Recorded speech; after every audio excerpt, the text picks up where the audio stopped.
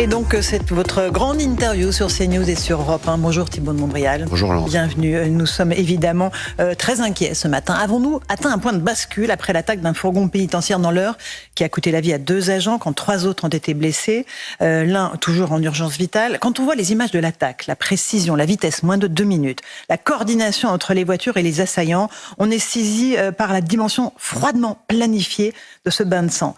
C'est d'abord aux victimes que l'on pense, mais il y a ce point de bascule qui a été atteint, selon vous? C'est indiscutablement un point de bascule. Et vous venez de le faire. Je voudrais commencer par dire ma très profonde émotion pour la famille des fonctionnaires de l'administration pénitentiaire qui ont été tués, pour ceux qui sont en train de lutter pour leur vie à l'hôpital. Et vous savez, quand on est fonctionnaire de l'administration pénitentiaire ou d'ailleurs du ministère de l'Intérieur, les policiers, gendarmes, on signe pas pour ça. On n'a pas signé pour ça. Et pourquoi est-ce que ce qui s'est passé hier est très clairement une bascule qui n'a rien d'inattendu, puisqu'elle est c'est la suite logique de la trajectoire de sud-américanisation que suit notre pays. Pourquoi est-ce que c'est une bascule?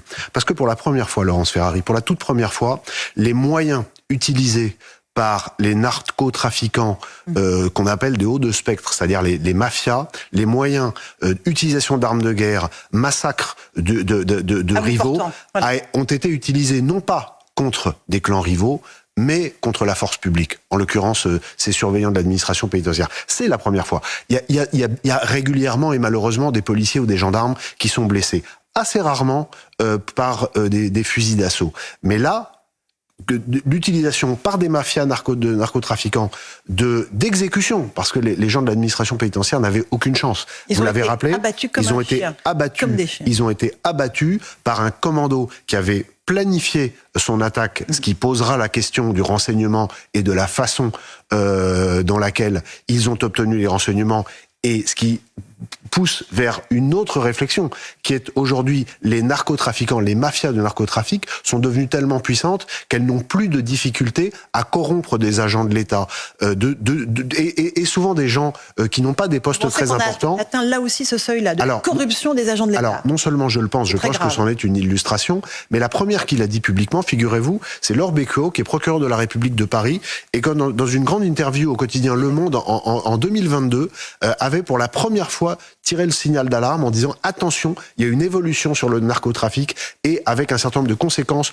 sur, bien sûr, la drogue et les ravages de la drogue, mais en termes sociaux et de désorganisation de l'État, la violence et la corruption. Et nous y sommes. Et on va y revenir dans un instant. J'aimerais juste qu'on s'arrête sur le profil de ce détenu qui s'appelle Mohamed A, qui est âgé de 30 ans, narcotrafiquant, impliqué dans une tentative d'homicide, condamné pour vol avec effraction très récemment, le 10 mai, par le tribunal d'Évreux.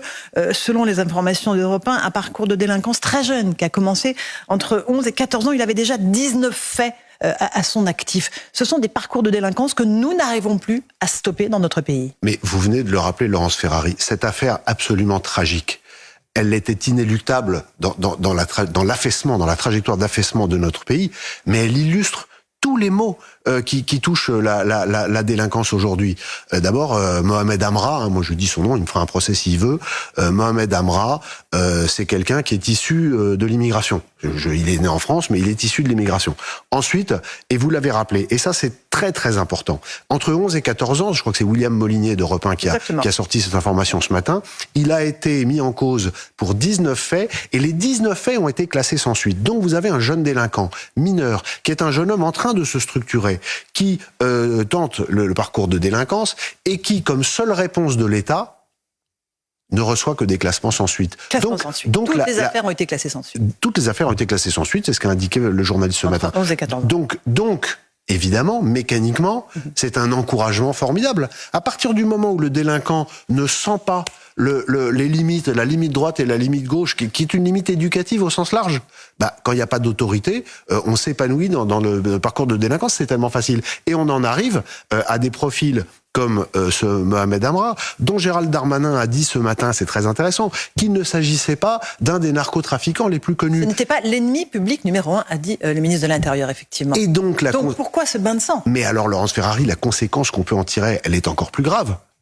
C'est que le seuil d'abaissement de l'ultra-violence. C'est-à-dire le fait, pour des individus, d'aller froidement exécuter des personnels de l'administration pénitentiaire, comme on le voit sur cette terrible vidéo, ce seuil s'abaisse plus seulement pour les très grands caïds, les 10 ou 15 têtes de réseau qu'on peut avoir en France, les très grosses cibles, mais pour des individus qui sont des gens qui sont intermédiaires dans le trafic. L'enquête l'établira. Donc tout est question d'argent, en fait. Mais si c'est ça... C'était un client mais mais on verra. L'enquête, ça c'est une question intéressante. Qui a monté le commando, qui l'a payé, etc. Mais le point sur lequel j'attire l'attention de chacun, c'est que quand on dit depuis des années qu'il y a des armes de guerre partout en France, que pour l'instant elles ne sont pas utilisées contre les forces de l'ordre, ni dans les violences urbaines, elles ne l'ont pas été l'été dernier pendant les émeutes, ni par les terroristes islamistes, parce que ceux qui ont ces armes essayent de les garder pour le grand banditisme. Désormais, il y a un tabou terrible qui a été franchi hier. Il a été franchi par cette embuscade sur l'autoroute, soit dit en passant, au milieu des usagers. Absolument. Donc c'est-à-dire la crainte de tuer des innocents derrière, etc. Des innocents, pardon, les surveillants étaient évidemment innocents, mais ils accompagnaient ce détenu, mais le crainte de tuer une mère de famille dans la voiture derrière, c'était absolument pas un problème pour ce commando. Et donc, on arrive à des scènes qui sont des scènes sud-américaines. La scène d'hier, c'est une scène du Mexique. C'est des scènes qu'on voit dans les vidéos qui viennent du Mexique. Et pour tout ça, pour des gens qui ne sont même pas les délinquants les plus dangereux. J'entends. Pour revenir sur ce qui s'est passé au péage, les agents de la pénitentiaire étaient armés. Hein. Ils ont fait usage de leurs armes, a précisé hier l'exécutif. Est-ce que les moyens dont ils disposent sont suffisants pour lutter contre des armes automatiques, des armes de guerre? Alors, clairement non. Vous connaissez la réponse? Clairement non. Une interrogation pour ma part, parce que je n'ai pas la réponse, mais il y a une unité qui est l'unité d'élite de l'administration pénitentiaire, qui a un certain nombre de missions, dont l'escorte des prisonniers les plus dangereux, qui s'appelle les ERIS, et qui a des moyens supérieurs en termes de protection, en termes d'armement, avec des armes longues, etc. La question de savoir pourquoi ce ne sont pas les ERIS qui ont accompagné Mohamed Amrayer, elle se posera. Je la pose pas de façon polémique, puisqu'il y a plein d'éléments encore qu'on ignore, mais pour répondre à votre question, il y a des unités qui sont mieux préparées que celle qui a été engagée hier. Mais par contre, l'unité qui a été engagée hier, c'est l'unité qui fait les transfèrements habituels. C'est la PREJ, techniquement. Et donc, ce sont des gens qui sont formés pour ça. Et ils étaient 5. Mais ils étaient 5. Mais encore une fois, il y a une question de préparation technique, et puis il y a aussi une question de préparation mentale. Ça n'était jamais arrivé que une escorte de l'administration pénitentiaire soit engagée à l'arme automatique. Donc maintenant, très clairement, il y aura aussi une bascule psychologique chez les surveillants. Mais et on pense à eux ce matin. Là, ils ont déclenché avec leur syndicat un mouvement de grève, un blocage de l'ensemble des établissements pénitentiaires aujourd'hui, une journée prison morte. Ils réclament, eux, la réduction de ces extractions de détenus en privilégiant notamment les visioconférences, parfois avec les magistrats. Est-ce que c'est une partie de la solution ou est-ce qu'on est face à un phénomène qui est encore plus important? Non, alors on peut trouver on peut trouver des solutions techniques. Le fait de recourir le plus possible, notamment pour des actes judiciaires les plus simples, à la visioconférence, c'est évidemment une piste, parce que mécaniquement ça réduit les trajets. Mais on peut pas non plus avoir une justice qui se désincarne. Bien sûr. Et qui fasse que le juge n'est pas en face du prévenu, ou que le prévenu n'est pas en face de son juge. Je voudrais dire une autre chose sur les surveillants de l'administration pénitentiaire. C'est qu'on parle assez rarement d'eux. Et là, évidemment, hélas, ils sont tragiquement mis en lumière par la violence la pire qui puisse arriver. Mais aujourd'hui, et depuis déjà des années, ils sont de plus en plus l'objet de pression de la part des détenus, de pression en dehors de l'activité pénitentiaire, des pressions sur leur famille. Il y en a très régulièrement qui sont agressés parce qu'ils sont reconnus dans les centres commerciaux, etc. Donc, depuis quelques années, la violence physique qui est commise et exercée contre les surveillants de l'administration pénitentiaire n'arrête pas d'augmenter. Et j'ai aussi une pensée pour eux, parce que je pense qu'à un moment donné, il va falloir changer également ce logiciel aussi. Décidément, il y a beaucoup de logiciels à changer.